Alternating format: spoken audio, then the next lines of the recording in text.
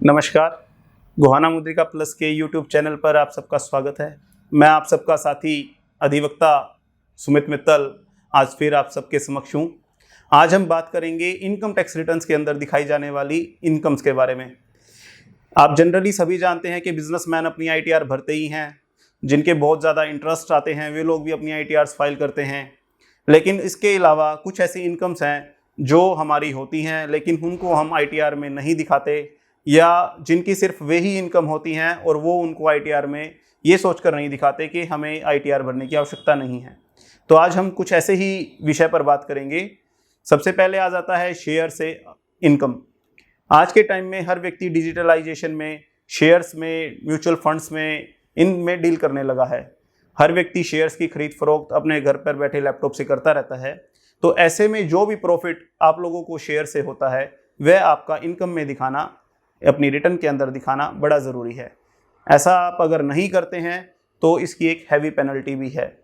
अब बात आती है कि भाई क्या क्या डिटेल हमें देनी है शेयर्स के लिए रिगार्डिंग, वह आपने कब परचेज करे हैं, फिर उसके बाद वे कब सेल करे हैं, डेट, ये सारी चीज़ें लॉन्ग टर्म कैपिटल गेन में आपको दिखानी होती हैं।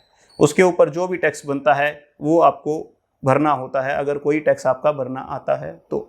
इसके बाद आ जाती हैं कुछ इनकम, जैसे कि पीपीएफ के इंटरेस्ट से, सुकन्या समृद्धि के होने वाले इंटरेस्ट से, और उसके अलावा जो अदर एफडीज हैं उनसे होने वाले इंटरेस्ट से।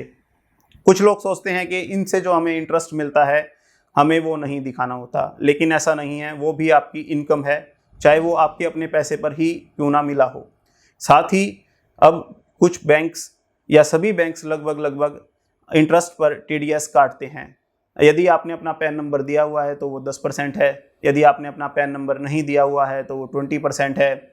ऐसी सूरत में होता क्या है, कई बार व्यक्ति की आय इनकम टैक्स में स्लैब में 30% में आ जाती है, जिसकी वजह से उसको एक एक्स्ट्रा इनकम टैक्स भरना होता है। तो इसलिए आप ये ना सोचें कि आपका अगर टीडीएस कट गया तो आपको कोई टैक्स नहीं भरना होता। आपको ये इनकम भी अपनी आईटीआर के अंदर शो करनी होती है, और टैक्स कैलकुलेट करके यदि उस पर कोई टैक्स भरना आता है तो वह भी आपको भरना होता है। अब बात आ जाती है डिविडेंड से इनकम। 31/3/20 से पहले ये था कि डिविडेंड जब आपको मिलता था तो वे लोग टैक्स इंक्लूड करके ही आपको डिविडेंड देते थे, यानी कि वो टैक्स काट कर ही आप लोगों को देते थे। लेकिन अब इस साल से ऐसा नहीं है, अब वो लोग टैक्स नहीं काटते। तो इसलिए अब डिविडेंड से जो आपको इनकम होती है वो भी आपको अपनी इनकम में दिखानी होती है। उसके ऊपर यदि कोई टैक्स बनता है तो वो टैक्स भी आपको देना होता है। अब इसके अलावा यदि कोई व्यक्ति अपनी फॉरेन में इन्वेस्टमेंट्स करता है, जी हाँ, यदि कोई व्यक्ति जो फॉरेन में इन्वेस्टमेंट करता है, फॉरेन में उसकी एफडीज हैं, फॉरेन की किसी ट्रस्ट में वो कोई ट्रस्टी है, या और भी कहीं उसका कोई बिजनेस है, वहाँ से भी सारी होने वाली इनकम्स को अपनी आईटीआर के अंदर दिखाना बड़ा ज़रूरी है। यदि वो लोग ऐसा नहीं करते तो उसकी एक बहुत भारी पेनल्टी आप लोगों को भरनी पड़ती है। इसके साथ ही उस पर अतिरिक्त 10 लाख रुपए का जुर्माना और है।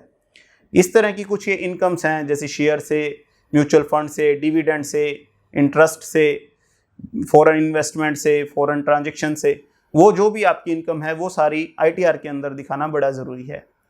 और एक बात बड़ी इंपॉर्टेंट कि अब गवर्नमेंट ने डेट एक्सटेंड करके 31 अक्टूबर से बढ़ाकर 31 दिसंबर कर दी है, लेकिन आप लोग लास्ट डेट पर ना जाएं और अपनी आईटीआर को जल्द से जल्द फाइल करवाएं, ताकि हैवी रश के बिना ही आपकी आईटीआर फाइल हो सके और अच्छे से जा सके। धन्यवाद। आप सबका बहुत बहुत शुक्रिया। आप लोग इस चैनल को यूं ही पसंद करते रहिए, लाइक करते रहिए, ताकि आप लोग नई नई जानकारियों से अपडेट होते रहें। धन्यवाद।